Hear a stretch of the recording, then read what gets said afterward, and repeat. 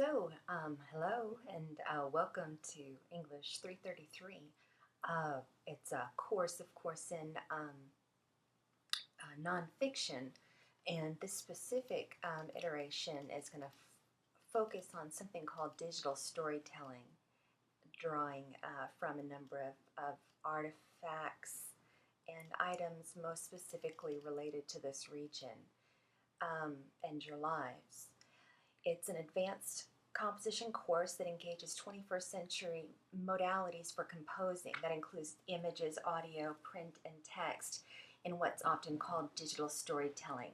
You needn't know anything about working with these different modalities coming in. We're going to work on that together. We're going to figure it out together. We're going to play. We're going to take some risks, and then we're going to come back and do some revisions. Of course, you'll be doing quite a bit of more traditional writing and reading as well, and we'll just be drawing these into other forms of storytelling. I think you'll enjoy it.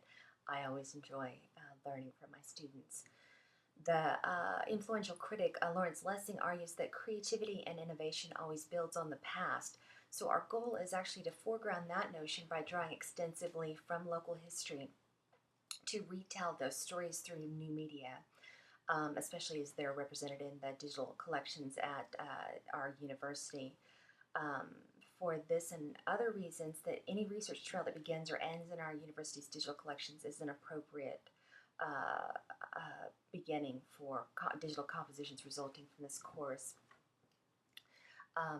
You'll also draw extensively from some readings.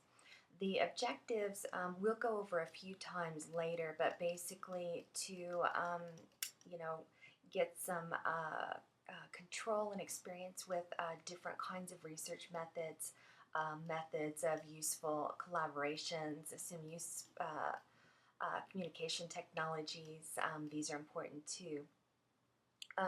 Also to note that we've got some books that you'll need to get, which I assume you already have. Those include this On Doing Local History, this very slim volume that I think students really get a lot out of. She's very useful, very accessible, very smart. 12 Million Black Voices was written originally by, this is Richard Wright, who author of works like Native Son and Black Boy in the first part of the 20th century, a significant figure in American literature.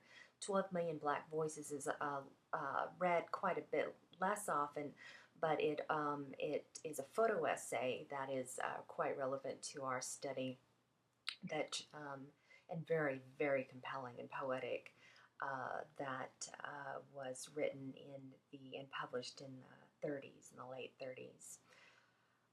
And drawing from archival resources. And then this local pictorial history of Commerce, Texas, are by the local history librarian at the Commerce Public Library and our retired university librarian, archivist Jim Conrad.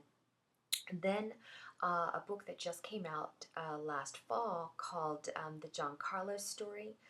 John Carlos was here in the fall. He's just launching his memoir. He was a student here right before he went and did this Black Power tribute on the Olympic stage in 1968 that was controversial and complicated and fascinating, but he was here on his way from Harlem. He spent a year running for East Texas State University. Also, a collection of stories by former students in Memories of Old ET by Fred Tarpley.